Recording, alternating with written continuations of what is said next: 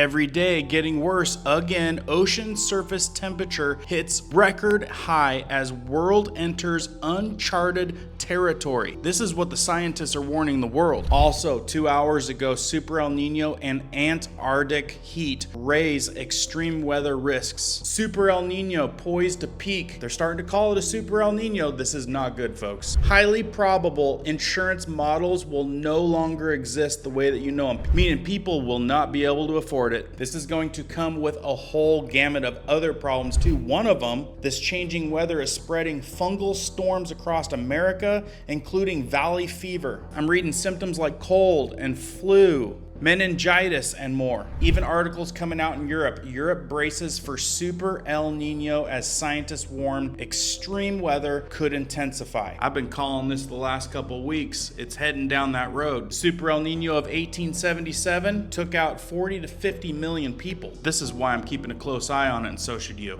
Important information that might affect you coming right up.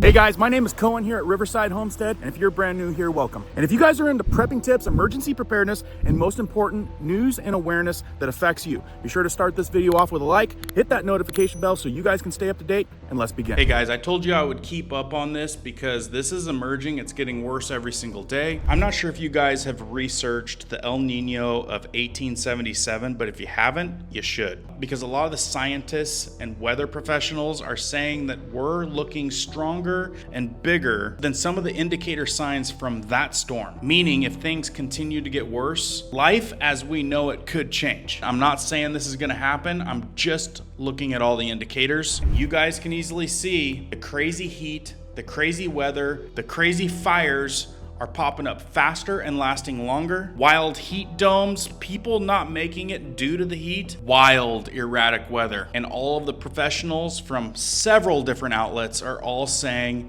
it's picking up and it's getting worse. Let me go over just some of the latest stuff that's just come out this morning within hours, so you guys are up to date. And again, if you guys appreciate this type of stuff, please start off with a like. Please let me know what you guys are thinking down in the comments. You think this is gonna get worse, or you think it's all fluff? Because I can tell you what's happened so far with all the weather anomalies is not fluff. People are experiencing it. If you guys are experiencing some of this extreme heat that they're warning us of, and we're seeing the triple digits everywhere, I did a video yesterday. It's a zero cost DIY. Turn any fan at your house into a little room AC. I'll put a link to that video in the pinned comment and the description so you can watch it right after this one.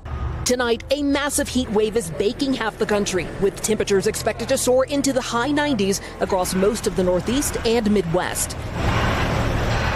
And it'll feel even hotter. The heat index already topping 100 in Chicago, St. Louis, and Milwaukee, where crews battling a massive fire are on reduced work cycles. We're encouraging them to take their coats off, cool off, rehydrate, get some water. We are also increasing their recovery time. And in Philadelphia, World Cup organizers will be scaling back viewing schedules at several fan fests. Out west, these are the extremely dry, windy conditions fueling massive wildfires. This ring camera video capturing the ferocious Aspen Acres fire in Colorado. It's crazy. Forcing hundreds to evacuate and destroying more than 150 structures. In Utah, evacuees allowed back into the cottonwood burn zone for the first time. We had 5 minutes to get what we could.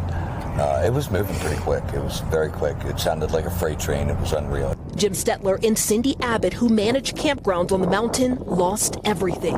This community has been just by far the strongest, most wonderful, supportive community that I've ever been in my life. A dangerous double threat, hammering more than half the country. Dana is with us live from Beaver, Utah. And Dana, it doesn't look like there's much relief for firefighters anytime soon.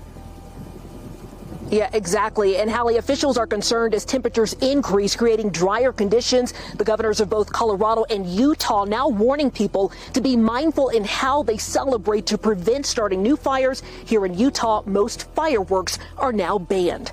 Utah and especially Colorado now. I've got several feeds 150 homes, residents, buildings gone. We haven't even hit the 4th of July yet. We've got European unions coming out announcing they both had independently confirmed the record temperatures. Carlo Bontempo, director of some climate change service, warned that the rising temperatures could mark the beginning of a new phase. Look, I know there's a lot of fluff with all that, but what doesn't change is the temperatures that we're experiencing. I don't know if it has anything to do with all of the stuff that they say. I just know that we're experiencing something crazy. Moving right along, here's another article. Super El Niño, Antarctic heat raise extreme weather risks. This is actually all over the news everywhere now. Antarctic heat anomaly. Also, Super El Niño builds as rare powerful El Niño is forming forecast to exceed 2 degrees Celsius anomalies with potential to drive extreme weather globally into 2027. This ain't stopping anytime soon. Even Europe's climate stress, they're saying these are patterns signaling heightened risks for prolonged heat waves and weather extremes. Here's another article. Super El Niño poised to peak. Meteorologists report a rapidly strengthening El Niño in the Pacific expected to reach super status with plus 4 to 5 degrees Celsius anomalies at its peak. Super El Niño, I believe, only takes a 2-degree change in the ocean. And if you guys don't know, this is historically linked to severe floods, droughts, and disrupted monsoons. We're talking about record global temperatures, prolonged heat waves left and right. How about this quote going around? This affects us in a bad way financially and coverage for our homes and stuff. Certain locations and perils cannot be covered as we would wish them to be covered. We cannot help it. Heat, floods, storms, wildfires could become so frequent that they challenge traditional insurance models, risk adequate pricing, which could make it not affordable any longer. And that comes from the board director. You can see in this image right here, we're just in one phase of this thing. Like I've told you in these other videos, these other 2 that I've done, if you missed them, watch them. Super El Niño can come across like a bipolar mess. And right now we're dealing with heat domes, weird cold pressure up in the northwest. You already know what they're dealing with. World's ocean hits record June heat as Super El Niño looms. And this is coming from a compiled news AI report. They're saying that the record ocean heat, June sea surface temperatures averaged 20.98. They're saying that the Super El Niño is building. Pacific heat anomalies and Kelvin waves indicates one of the strongest El Niños in record. These things are calling for global impacts are expected. They're saying marine heat waves have already affected over 80% of the oceans. That affects coral reefs, fisheries, and triggering ecological and economical losses. And really, that's just part of this thing. Like, this thing could also bring on loss of life in a big way, and some of that might be caused from new sicknesses that emerge. Like this right here, I'm reading this. How changing weather is spreading fungal storms across America, including valley fever, caused by coccidioides, I don't know what that fungus is spreading from desert, southwest, Arizona, California, New Mexico, Texas, toward the Midwest and potentially Canada, aided by charging weather patterns. Don't know what that is, but it does not sound good. They're saying the fungal storms are microscopic spores, travel via dust storms, hurricane winds, and floodwaters with hotter, drier conditions. And they're saying the extreme rain, which watch, it'll come, events increasing their airborne spread.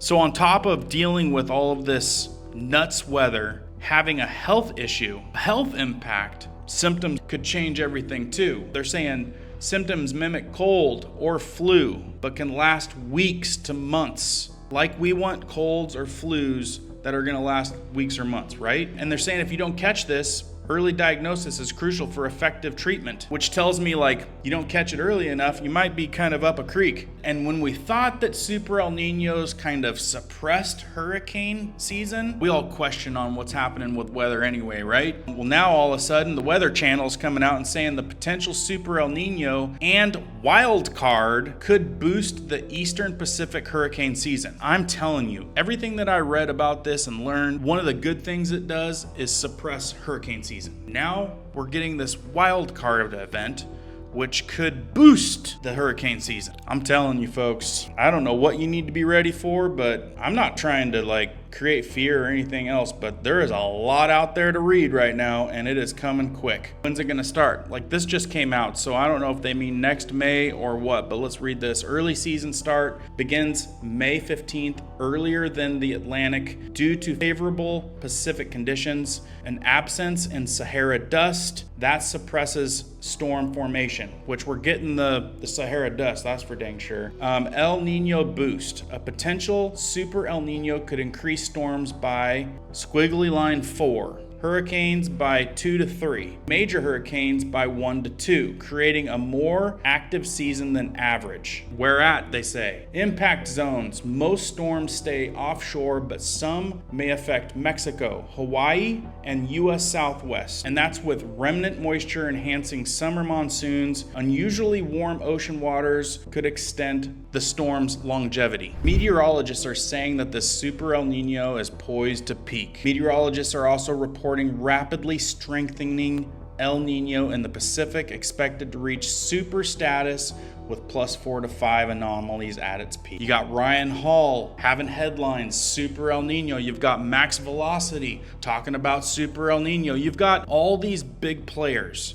starting to bark the term Super El Nino, and we see a lot of the signs of just crazy weather already, but the driving factor out there in the ocean is getting stronger and stronger. Super El Ninos are historically linked to severe flooding, severe droughts, and disrupted monsoons. These events have also driven record global temperatures, prolonged heat waves, prolonged weather events. They're already talking well into 2027. I think we're in for quite a ride. Call it what you want, but I think that droughts, storms, heat waves, flooding, I think we're gonna see it all, and we're gonna probably see it all maybe a little bit worse than we've ever seen it before. I hate to say it, but that's what my gut tells me, and all of this supporting evidence is growing by the day. What do we do about it? Well, I don't know. It's weather. Like, I don't know if we can do much as civilians. I've always told people, do what you can do, be as prepared as you can be prepared within reason. The rest is in God's hands. If you guys found some value, please share this out. I've got other videos. If you missed these, I dump a lot of information in them. So please catch up. They're all linked in the pinned comment and the description. Make sure you guys are still subscribed. Notifications are on so you don't miss the next video. I've got a lot coming down the pipe. Keep prepping, keep learning, keep doing. We'll see you on the next one.